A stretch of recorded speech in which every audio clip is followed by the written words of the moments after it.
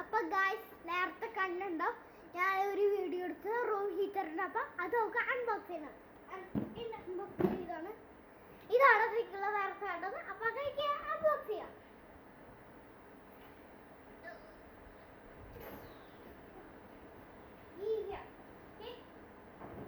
ഇതാണ് guys room heater. ഇതൊക്കെ plug കുത്തി കാണിച്ചു തരാം.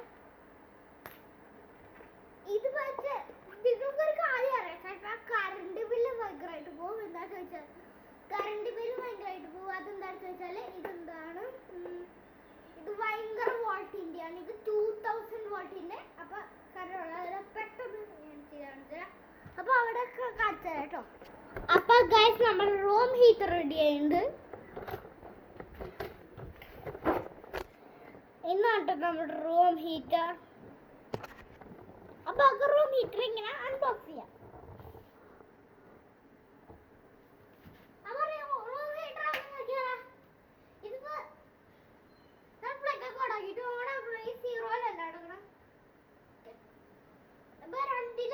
രണ്ടിലിട്ടാൽ നിങ്ങൾ വിചാരിക്കണ ഭയങ്കര ചൂട് വരും.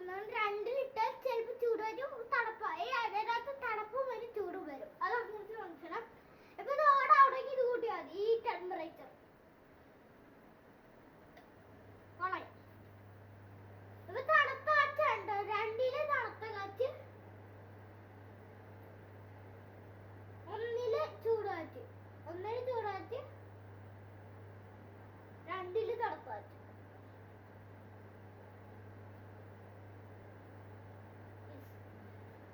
രണ്ടില് തണുത്ത കാറ്റാണ്ട്.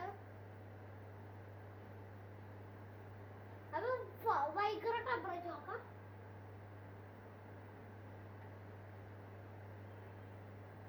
നല്ല തണുപ്പ്, എസിയുടെ തണുപ്പ് പോലെ. എസിയുടെ തണുപ്പ്, എസിയുടെ തണുപ്പ് പോലെ.